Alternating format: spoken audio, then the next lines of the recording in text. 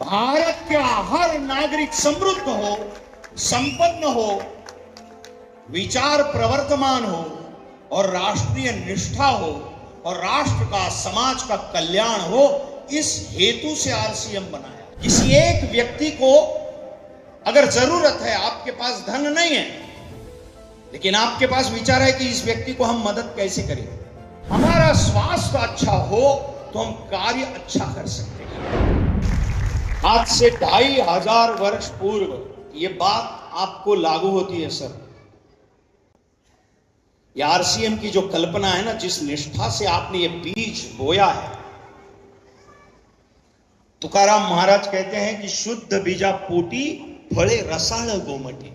अगर बीज शुद्ध है, विचार शुद्ध है, कार्य शुद्ध है, दृष्टिकोण शुद्ध है और निर्धार शुद्ध है, निष्ठा शुद्ध है, तो ईश्वर भी आपके प्रयत्नों को रोक नहीं सकता।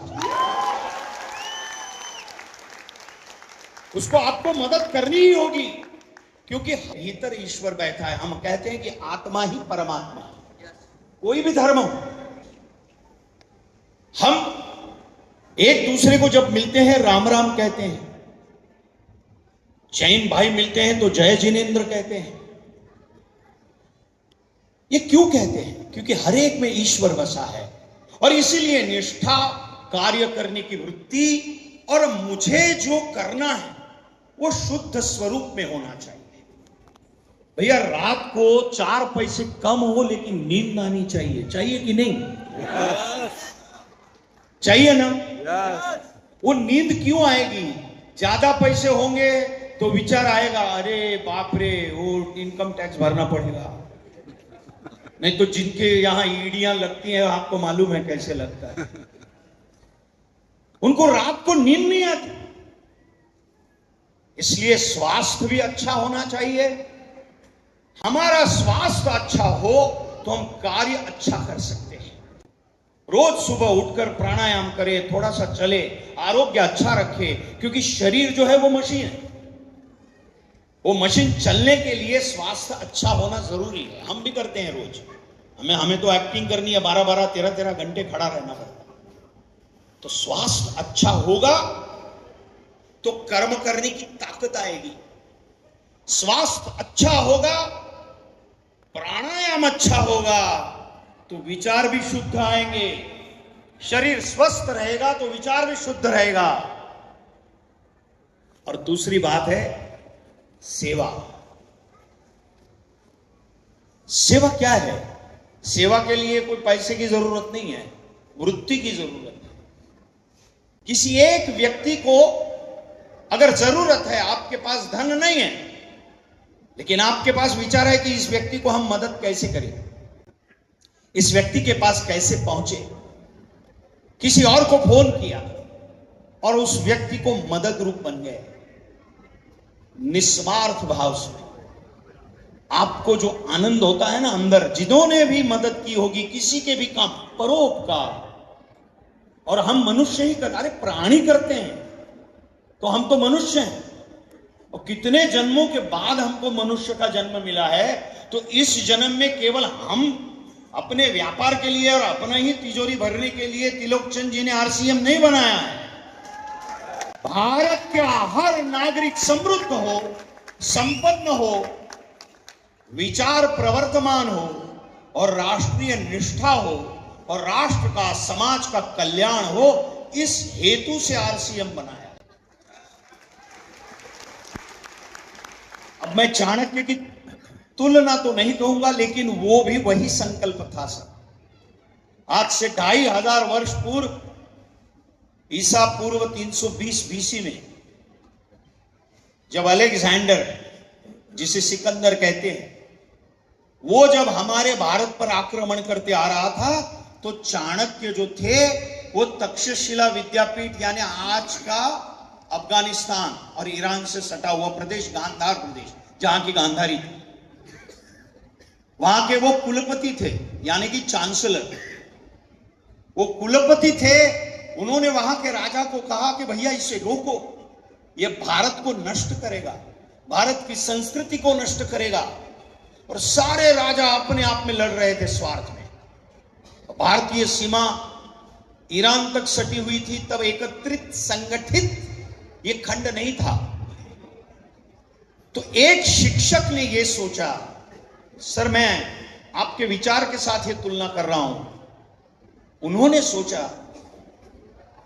कि यदि भारत को एकत्रित करना है तो क्या करना है। सोचिए, जिसके पास एक फूटी कौड़ी नहीं है, एक सैनिक नहीं है, कुछ भी नहीं है, केवल है तो एक संकल्प और शुद्ध संकल्प, शुद्ध निर्धार कि इस भारतवर्ष को अखंडित भारतवर्ष को खंडित भारतवर्ष को अखंडित करना है और खंड खंड में बटे हुए राष्ट्र को एकत्रित करना है।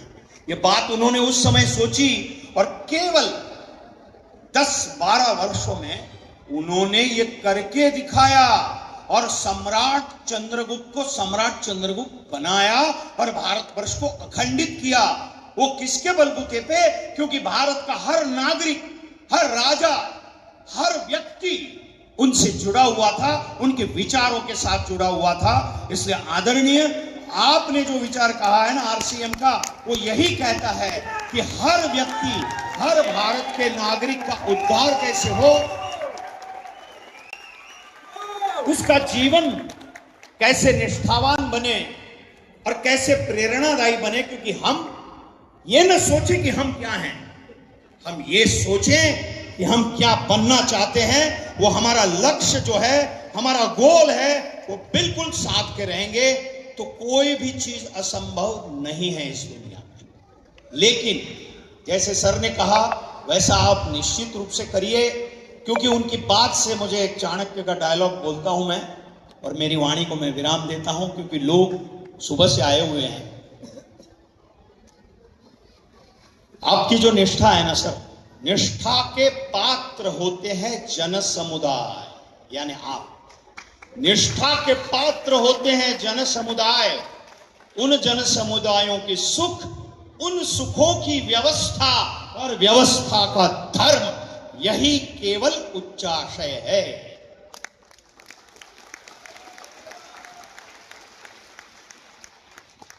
तो निष्ठा के पात्र होते हैं जन समुदाय। आरसीएम का विचार है जन समुदायों के हित, उनके सुखों की व्यवस्था और व्यवस्था का धर्म, यही आरसीएम का विचार है। और सर, मैं आपके इस विचार से बहुत ही प्रभावित हुआ। मुझे आपने आपके इस अद्भुत परिवार से मिलवाया, इसलिए आपका पुनः एक बार मैं आभार प्रकट करता हूं, अभिनंदन देता हूं आरसीएम को। और आरसीएम की ये रूपांतरण यात्रा जो है, उस रूपांतरण यात्रा को निश्चित रूप से सर, क्योंकि विचार शुद्ध है, निर्धार शुद्ध है और निष्ठावान है, इसलिए ये निश्चित रूप से सर सफल होगा, इसमें कोई शंका को स्थान नहीं है। और ये भारत सुदृढ़ होगा, भारत श्रेष्ठ होगा और भारत की जो जीडीपी है वो भी चाणक्य चंद्रगुप्त के पीरियड जैसी होगी। बहुत बहुत धन्यवाद। तो मनोज जोशी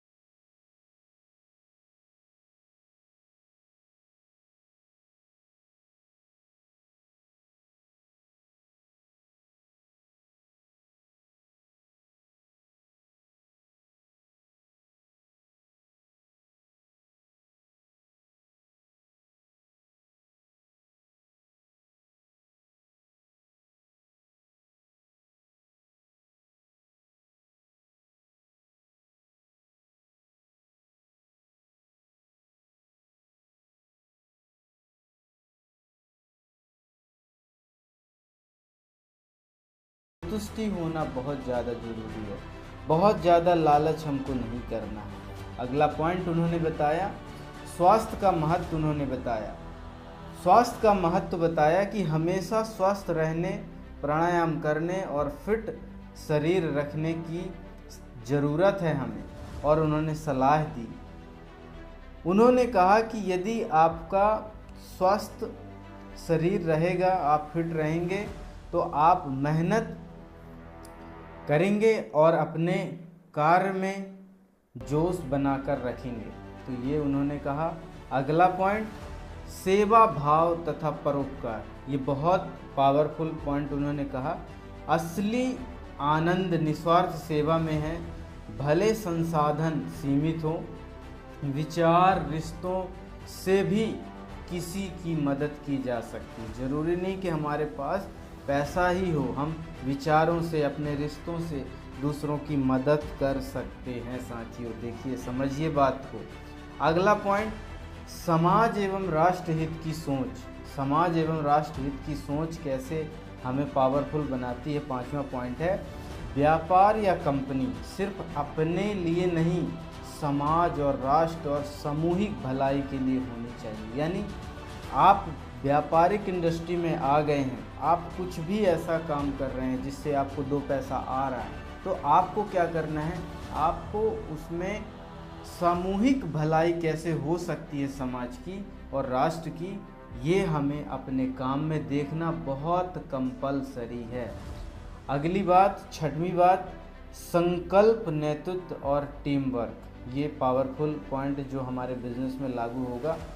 उन्होंने कहा एक शिक्षक जैसा कि चाणक्य था, चाणक्य जैसा शिक्षक या लीडर लक्ष्य तय करे तो पूरी टीम, संगठन और राष्ट्र खड़ा हो सकता है।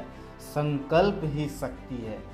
इन्होंने बताया कि एक ऐसा शिक्षक बनना है, एक ऐसा लीडर बनना है जो कि अपना जो भी लक्ष्य तय करे वो संगठन और राष्ट्र के लिए मजबूती प्रदान करे। ऐसा संकल्प ले, चाणक्य जैसा संकल्प लेना चाहिए जो कि हमें आगे बढ़ाएगा।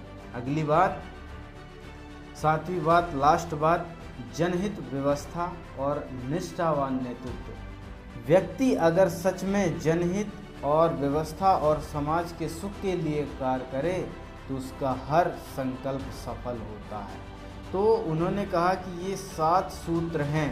ये 7 सूत्र जीवन और बिजनेस और टीम और राष्ट्र निर्माण के लिए बेहद ज़रूरी है। इनसे हर व्यक्ति, डिस्ट्रीब्यूटर और युवा प्रेरित होकर अपना रास्ता चुन सकता है। तो साथियों, ये 4 पॉइंट हमको मोस्ट इम्पॉर्टेंट देखना है और इनको अपने बिजनेस में नहीं, अपने अभियान में अप्लाई करना है, अपने टीम में अप्लाई करना है। एक एक बात को हमें अंदर डालना है। तो आज के लिए इतना ही। मिलते हैं एक नए अपडेट के साथ। आपका बहुत बहुत धन्यवाद। Thank you so much.